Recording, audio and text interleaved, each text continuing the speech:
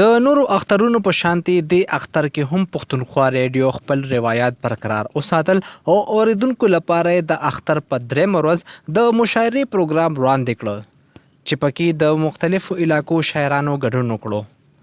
د پروګرام نه مخکې د پښتونخوا ریډیو سټیشن منیجر ساجد محمود په مشرۍ کې شاعرانو سره یو تعریفي میټینګ هم وشو. د مشاعرې د دغه پروګرام میزباني شعیب صادق، مهر اندیش او پروفیسر ګوهر نوید ترسره کړه. السلام علیکم ګرانو قدرمنو اوریدونکو، تاسو غوړئ دا وخت د ریډیو پښتونخوا FM 92.6 مردان پروګرام د اختر د شاعرانو سره. اختر د شاعرانو سره دا پروګرام د هر اختر په درېم ورځ باندې ریډیو پښتونخوا مردان تاسو ته وړاندې کوي. په دې پروګرام کې مونږ د مشاعرې لپاره مختلف شاعران چې کوم دي ملګري هغه رابللي وي. هغې کې دا وشي چې هغوی ته هم حوصله میلاو شي او د هغوی د خولې نه هغه تاسو قسمه قسم یعنی حمد، نعت، غزلې که مزاحیه وي نو مزاحیه هم تاسو ته مونږ هغه کال په کال وړاندې کوو. د مشاعرې پروګرام شروعات د حمد و نعت نه وکړی شو او همدغه شان شاعرانو د اختر د خوشحالۍ حوالې سره خپل تاثرات او شعرونه اوریدونکو ته وړاندې کړل چې پکې مزاحیه، سنجیده او روماني شعرونه او غزلونه شامل وو.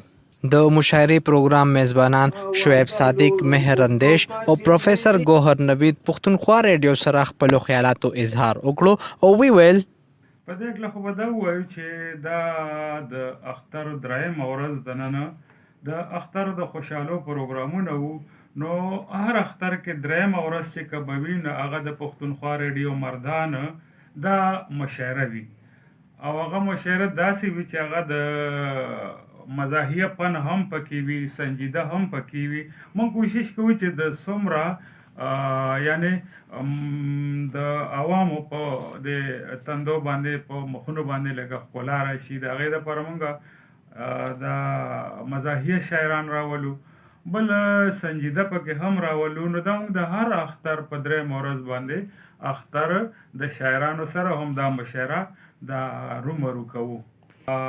ځکه چې ډېرو شاعرانو ته پکې هم مکمله وشي، هغوی هم راشي، د هغوی ډاډګیرنه هم وشي او حوصله افزایي وشي او عوامو ته هم رنګ په رنګ کلامونه چې کوم دی هغه مزاحیه، سنجیده دا میلاو شي. نن چې دا کومه د اختر د لوی اختر درېیمې ورځې کومه مشاعره وه د ریډیو پښتونخوا 92.6 لخوا وړاندې کړې شوه، یقینا چې په دې کې زموږ د ریډیو د انتظامیې د دې د چارواکو د هغې ډېر غټ لاس دی او ورسره بیا زموږ ګران ملګري شعیب صادق صاحب چې دا مشاعره د هغې هم یو خواهشي او هر اختر کې تقریبا په درېیمه ورځ دغه یو تسلسل دی او دا مونږ برقرار ساتو. صادق صاحب هم دا کوشش وي چې نوې کسان مونږ راولو، هغه د خلکو سره متعارف کړو.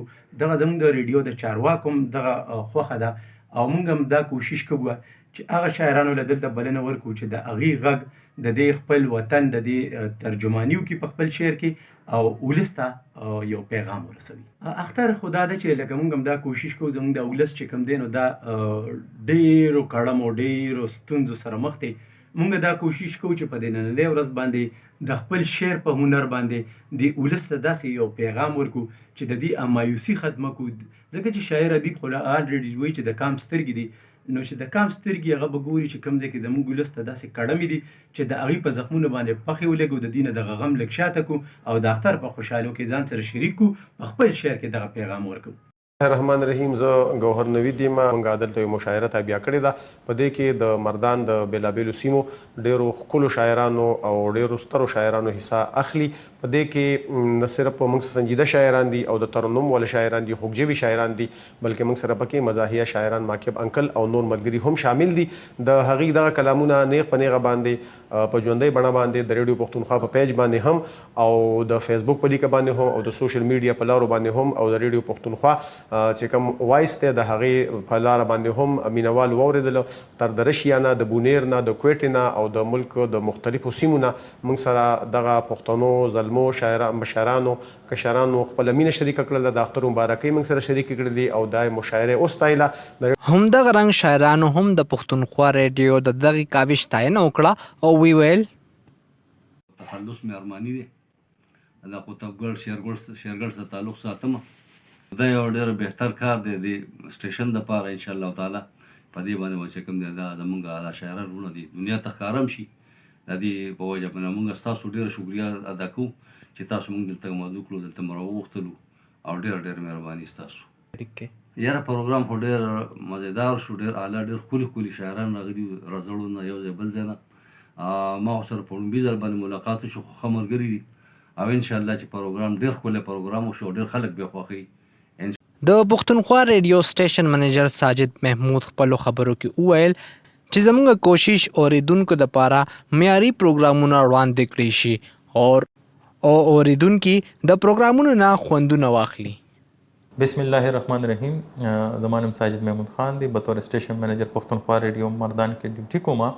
د پښتونخوا ریډیو مردان دا روایت دی چې اختر په درې مرز باندې موږ د یو مشاعرې انعقاد کوو. په هغه مشاعره کې د مردان او د ګیر چاپیره علاقو نه چې کوم معتبر شاعران هغه موږ راغواړو هغوی خپل کلام پیش کوي او هغې کې موږ کوشش دا کوو چې عوام د هغې مشاعرې نه ښه لطف واخلي ښه انجوی کړي. دې حوالې سره نن هم د پښتونخوا ریډیو مردان کې یو مشاعره شوې وه چې هغې کې میزبانۍ فرایض چې دي شعیب صادق صاحب او پروفیسر ګوهر نویز صاحب پکې هوسټ وو. نو دې حوالې سره زموږ نن پروګرام و. د اختر درې ورځې پښتونخوا ریډیو خپل مینوالو په خوشحالۍ کې څنګ په څنګ او خصوصي او معیاري پروګرامونو سره د اوریدونکو په خوشحالۍ کې نوره هم اضافه وکړه. پښتونخوا ریډیو مقصد خپل اوریدونکي باخبره او مطمئنه ساتل دي. سید افاق حسین، پښتونخوا ریډیو، مردان.